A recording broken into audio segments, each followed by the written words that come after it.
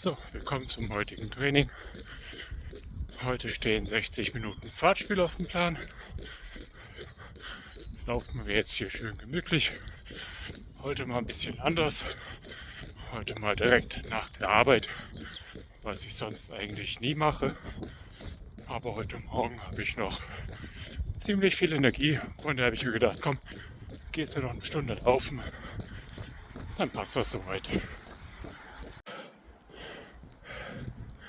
So, Training für heute beendet. Waren jetzt 60 Minuten. Haben jetzt 11,3 Kilometer. Die letzten 10 Minuten mit der 4er Pace. Lag bei 4,10. Zwischen 4,5 und 4,10. Soweit zufrieden. Aber noch ein bisschen ausbauen. Bis nächste Woche kriegen wir das hin. Ich wünsche euch noch was. Wir sehen uns. Macht's gut.